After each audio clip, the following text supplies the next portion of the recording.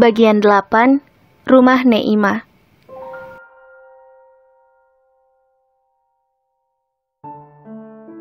Niah terus berlari menembus pekatnya malam. Kaki telanjangnya berdarah tertusuk kerikil dan ranting jalanan. Ia tak peduli lagi dengan kondisi tubuhnya yang kelelahan terus berlari. Perutnya yang keroncongan tak terasa, dikalahkan oleh rasa takut tertangkap kembali. Ia yakin tak akan selamat jika kali ini tertangkap. Malam semakin larut. Tampaknya pemuda yang mengejarnya tak mampu menemukannya. Ia berinisiatif untuk masuk ke sebuah rumah penduduk setelah hampir setengah jam bersembunyi di semak-semak taman kota. Tubuhnya yang lemah mengetuk pintu rumah kayu sederhana bercat orange itu. Lama tak ada respon karena memang malam sudah sangat larut. Niah terus mengetuk pintu hingga terdengar suara kaki menginjak papan semakin mendekat. Seorang wanita tua terlihat heran melihat penampilan Niah. Baju dengan noda darah tentu mengundang kecurigaan si empunya rumah. Dengan tubuh gemetar, ia memohon kepada wanita tua itu untuk menampungnya malam ini. "Tolong aku, Nek. Seseorang hendak membunuhku," ucap Niah dengan suara bergetar dan parau. Angin malam semakin dingin, menusuk kulitnya yang hanya memakai dress pendek. Hampir saja ia terjatuh andaikan wanita tua itu tidak segera memapahnya masuk ke dalam rumah. Rupanya wanita itu hanya tinggal dengan kedua cucunya. Seorang cucu laki-laki sekitar 12 tahunan dan cucu perempuan yang mulai beranjak dewasa, tapi tampaknya menderita tunarungu. Wanita tua itu segera membimbing Niah ke kamarnya. Meskipun masih terlihat bingung melihat kondisi Niah yang tiba-tiba datang di tengah malam dengan baju bernoda darah. Tanpa banyak bertanya, wanita tua itu menyelimuti tubuh Niah yang menggigil kedinginan juga kelaparan. Ia menyuruh cucu perempuannya untuk membuatkan penganan kecil buat Niah. Setelah menyuapi Niah dengan sedikit nasi dan telur dadar sisa makan malam mereka. Tak lama berselang, cucu perempuannya datang membawakan beberapa potong pisang rebus dan teh hangat. Niah menikmati semua itu tanpa rasa sungkan, karena perut keroncongannya sejak tadi menuntut haknya. Rasa lelahnya sedikit terobati setelah menikmati teh dan pisang rebus itu. "Terima kasih, Nek, karena mau menampungku di sini dan memberiku makanan," ucap Niah sambil mencium punggung tangan wanita tua itu. "Alhamdulillah, Nak. Masih ada sedikit makanan yang tersisa. Mungkin memang ini rezeki untukmu, karena biasanya cucuku menghabiskan semua makan malam," ucap wanita itu sambil tersenyum ke arah Niah. "Ini ada baju ganti. Mudah-mudahan cocok. Ini adalah baju peninggalan anakku yang telah tiada 5 tahun lalu," ucap wanita itu dengan bibir bergetar. Terlihat embun di sudut matanya sambil mengusap-usap baju yang diberikannya kepada Niah. "Terima kasih, Nek."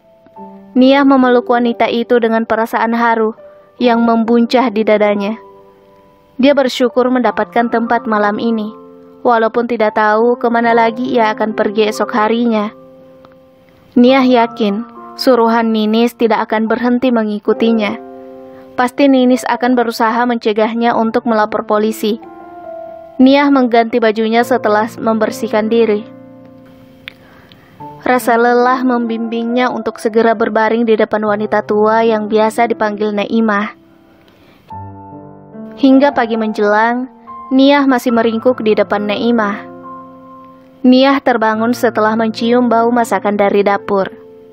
Niah beranjak dari tempat tidurnya, namun langkahnya terhenti melihat wanita tua itu tengah melaksanakan sholat. Niah tidak tahu sholat apa yang ditunaikannya, karena jarum jam menunjukkan pukul 9 pagi. Niah baru tahu kalau ada sholat di waktu itu. Yang Niah tahu, sholat itu 5 kali sehari semalam, walaupun Niah tak pernah mengerjakannya. Niah mengurungkan niatnya, melangkah keluar dari kamar. Ia memperhatikan wanita itu sholat dengan sangat khusyuk. Ada rasa sejuk di hatinya menyaksikan pemandangan itu.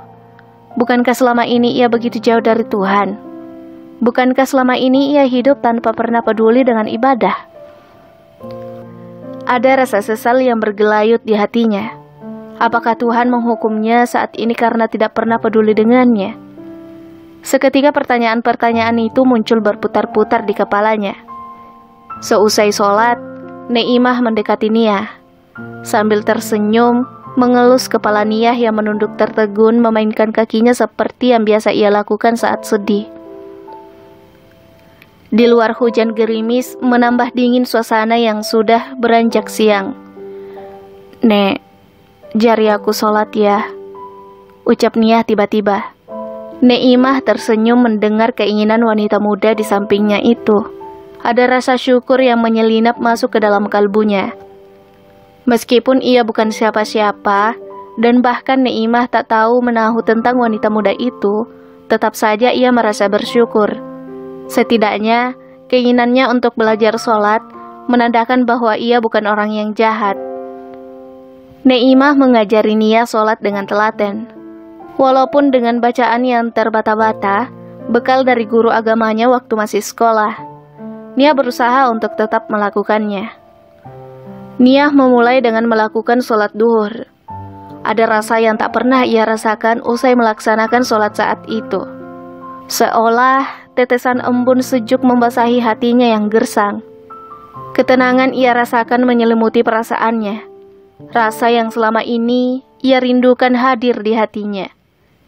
Teringat olehnya akan semua dosa yang telah ia lakukan. Ia juga rindu dengan mama dan papanya. Entah bagaimana keadaan mereka sekarang. Bulir-bulir bening berjatuhan membasahi mukena putih yang dipakainya. Karena tubuhnya masih terasa sangat lelah, Nia kembali menginap di rumah Neimah, tentu dengan seizin wanita tua itu. Ia diperlakukan dengan sangat baik dan penuh kasih sayang. Bahkan Neimah menganggap Nia seperti anak sendiri. Esok harinya menjelang sore, ia pamit pada Neimah. Ia sangat berterima kasih padanya karena telah menyelamatkan hidupnya. Neimah bahkan memberinya sedikit uang untuk ongkos. Satu tujuannya saat ini adalah rumah Anita sahabatnya. Ia telah menghubunginya, dan Anita sangat senang mendengar Nia baik-baik saja. Padahal Anita sempat berpikiran buruk terhadap sahabatnya itu. Anak buah Ninis masih terus mencari keberadaan Nia. Mereka menyusuri semua tempat-tempat yang memungkinkan untuk sembunyi. Mereka mencari Nia ke taman kota karena disitulah tempat terakhir mereka kehilangan jejak Nia. Dari jauh mereka melihat sosok Nia berjalan keluar. Sebuah rumah panggung orange dengan memakai baju gamis terusan berwarna abu-abu. Awalnya mereka tidak mengenalinya, tapi setelah diteliti lebih dekat, mereka yakin itu adalah Nia. Tetapi mereka tidak berani langsung mencegat Nia karena Nia berada di keramaian. Sepertinya Nia akan naik kendaraan umum. Mereka terus mengikuti mobil yang ditumpangi Nia dan mencari kesempatan untuk segera menangkapnya dan menyerahkannya pada Ninis, bos wanitanya itu. Nia turun di perempatan jalan menuju rumah Anita. Hari sudah semakin gelap, jalanan mulai sepi. Ketiga pemuda yang mengikuti Nia bersiap-siap untuk mencegatnya. Nia berjalan di lorong menuju perumahan dengan perasaan was-was. Ia menyadari bahwa ada yang mengikuti langkahnya. Karena sejak SMA, ia sering ke rumah Anita. Makanya ia tahu betul kalau di sekitar perumahan itu ada rumah kosong tak berpenghuni. Ia mempercepat langkahnya dan menghilang di belokan menuju rumah kosong itu. Bersambung.